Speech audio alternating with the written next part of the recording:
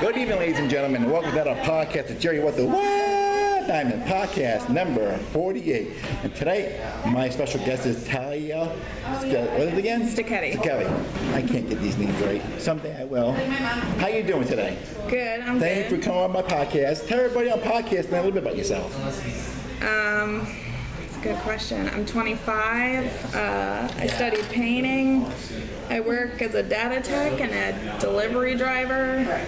I've been doing comedy since Christmas. Oh, wow. Good. Now you've been hosting the Open Lark Tavern here for quite a few times, too. Yeah. And you're really good at that, and congratulations and thank you for that. Thank you. What got you into comedy? I started coming, I guess, like in the fall or end of summer with my boyfriend and a friend, just to something to do at night, and I didn't even know this existed, this open mic. And then after watching for like a few months, I decided I might as well just go up, and I got the courage around Christmas. Cool. And just went up. And you're doing pretty good. You just recently been on the Funny Bones for the Fest of the Comics, where all I was on. How'd you like that? It was good, yeah. I've done it 2 times so far. The first time, both times were great. I felt more comfortable the second time. But yeah, I mean, they were good. It's a different crowd. It's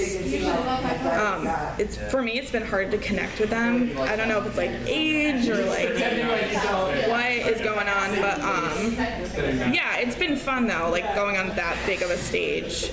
And for like family to see me. Well, sometimes, like even myself, and you'll learn this because let's say you're new at this, but you'll get there. You have to know your audience. You have to feel your audience before you perform. You walk and come early, like look at your audience. It's an older group or a younger group, and this is how we're going to do this, and then you go from there. That's what I've learned anyway. And not just you. A lot of comics learn that. They just got to get a feel of the audience. Do you do a lot of writing? I don't do enough writing. I've been like pretty busy, and I tend to get lazy in my free time.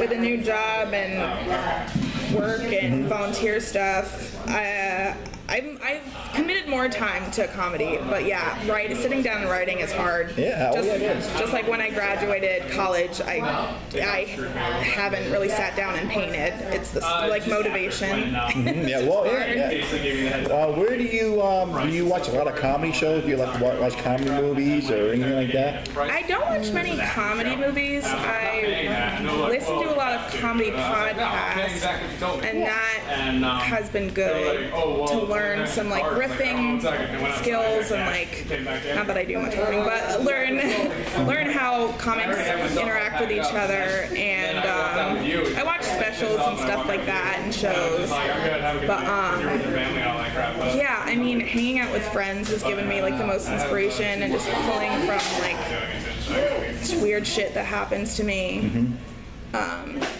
But yeah, it's always good to get to understand. Who inspired you to do comedy? Who's your inspiration? Who's your favorite comedian that inspired you to do comedy? I don't even know who inspired me to do comedy. I mean, like, it was literally coming here and seeing the same people that I know now, like, personally, doing comedy every week, and then, like, being comfortable with it in the community really pulled me in. So I was like, I can just do it. Like, if it doesn't go well, it doesn't go well. I mean, I have, like, people I love listening to, like Pete Holmes or, like, Maria Bamford, John Mulaney. But yeah, mostly it was seeing like local comics do work, and then like being so close to it, like physically, and watching people do it, and like feeling like I was getting to know people. I just decided to go up. Well, we're glad to have you aboard. I think you're funny. You got some funny stuff on there, and just keep working at things. You know, you got a future ahead of you. You're young, and you just keep working your craft and keep doing. And you will, believe me, you'll get there. I can see it in you. I can see it in you. I can tell. You'll be better than the other idiots out here now. You have your own TV show, especially like Amy Schumer. So, do you have any favorite? Do you have any hobbies? Hobbies. Who knows? I mean, like I said, I studied painting, so that was a bit of a hobby, and like I took some pottery classes after college. But I mean, I watch so much TV all the time, and watch Netflix all the time. What kind of movies do you watch? What is your favorite movie? I have a few different favorite movies. Probably like some of my favorites are like Short Term 12, which is an indie movie,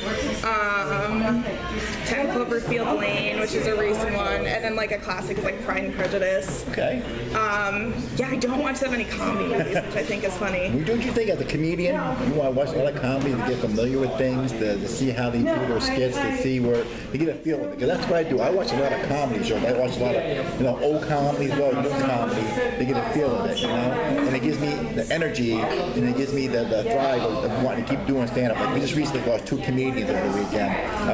Dick Gregory, who was a 1960s obvious for comedy for a longest time, and of course Jerry Lewis just passed away over the weekend, and he's done comedy, slapstick all the years. And I grew up watching these guys, and they're very funny. One time he met with Dean Martin, and they did a skit together. Then he broke away to be their own people, to do their own thing, So then of course he did the MDA telethon for many, many years, rolled over almost $2 billion for the kids, and that inspired me. So like when you see comedians or even new comedians at your level, you would think, doesn't that inspire you to want to get into comedy, to do stand up, to make a difference? Yeah, definitely. I mean, like most of my inspiration was from local comics, but I also I should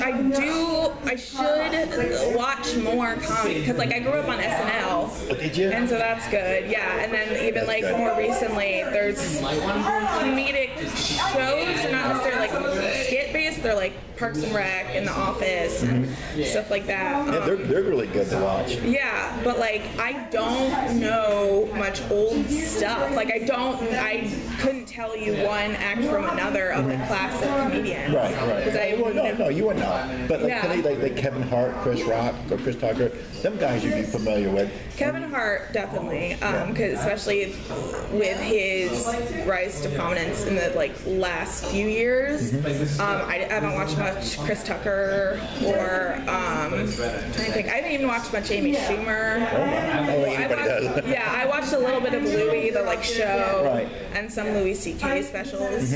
I think it's hard to, because I come from I talk about this all the time, but I come from a social justice minded arena, and watching a lot of comedy and being involved in comedy, it pushes boundaries, and it people just do whatever they want, and that's fine, but it's hard for me to not be super critical, especially of older comedians who aren't up to date on what's proper terminology or blah blah blah and all that stuff.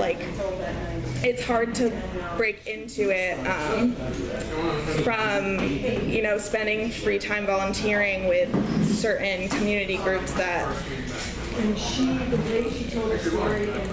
is just so important to respect everyone, and then comedy just pounds in the Kool-Aid man through a brick wall, I'm gonna say whatever I want, and it's hard for me not to be super critical, but at the same time I've learned to take in certain funny stuff, and stuff can be funny, and I can take the good stuff with the bad and just not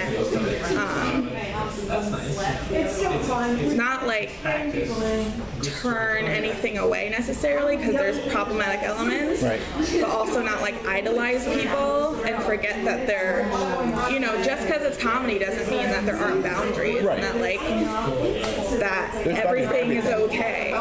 There are boundaries for everything you do. Whether it's comedy, or if you're a singer, or your poetry, there's always boundaries in anything you do.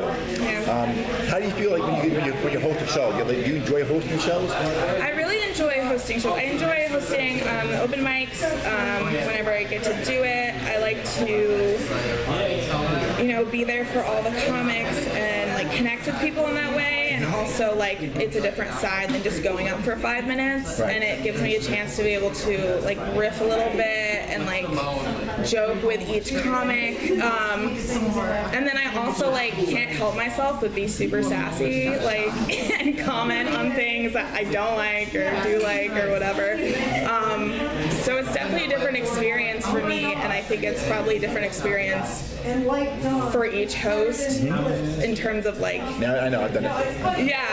in terms of also who certain people like hosting or not, just because like it's different how you interact with people, or like, yeah.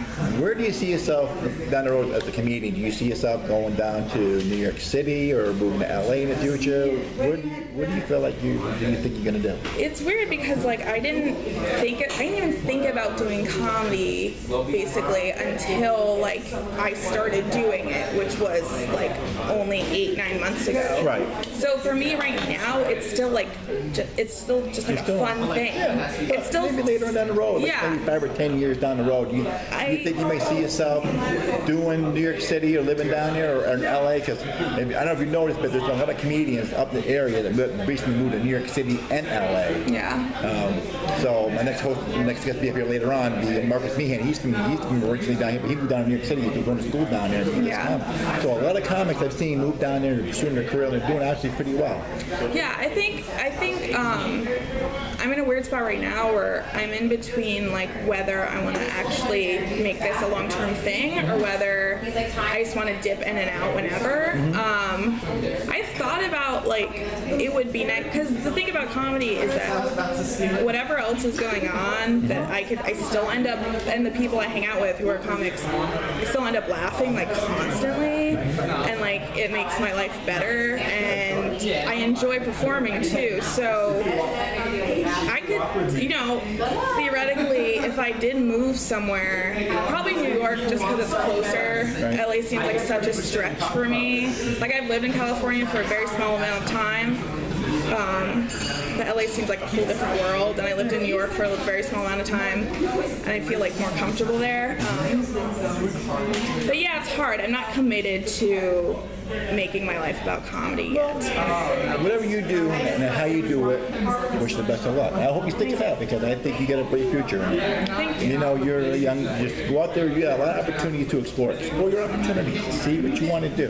Not only you know what you want to do with your life. Right. Do you read any books? Are you a book reader? I'm so bad at reading books. I love reading books, but I like rarely do it because when I do get free time, I just laze around on Netflix mostly. Right now, I'm part of a socialist reading group, and so I am reading literature. It's technically a book, but I get it from a PDF. So that's something I'm like forcing myself to do because that's a part of my life, politics and stuff like that, and the things that I'm involved with. So that's important for me to learn about politics and about history. In terms of like fun reading, I haven't really put time aside for that because although I love it, it's just not a priority right now. That's okay. No, it's okay. What about music? What kind of music do you listen to? I've been like listening to so many podcasts that I've moved away from music, but I have been like on loop listening to the new Paramore album, which is one of my favorite bands from high school, and I was obsessed. And then I listened to some folky stuff. I've been trying to get back into music, like playing it too, and I've been going to Comedy Works and then going to Circus right after. Good.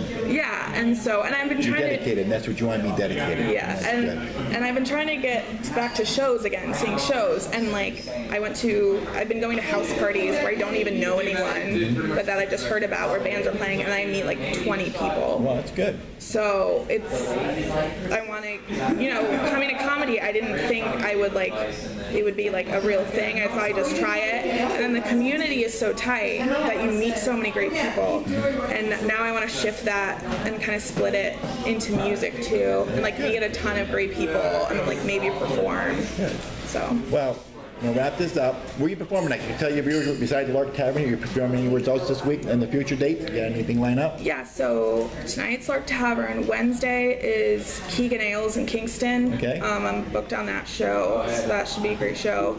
And Thursday in Saratoga, I'll be doing Comedy Works and then Circus Cafe, where I do music, because that's like the one chance I get to do it. All right, well, there you go.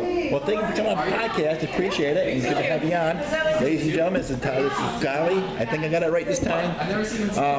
Catch her up. These are places this week, Keegan's, and you'll be seeing a Comedy Works Circus right here at Lark Tavern. This has been an episode of Jerry What the at Dymond. Y'all have a good night. Remember, America, keep laughing. 'Cause we need a lot of laughter in this world because you see who our president is. Good night.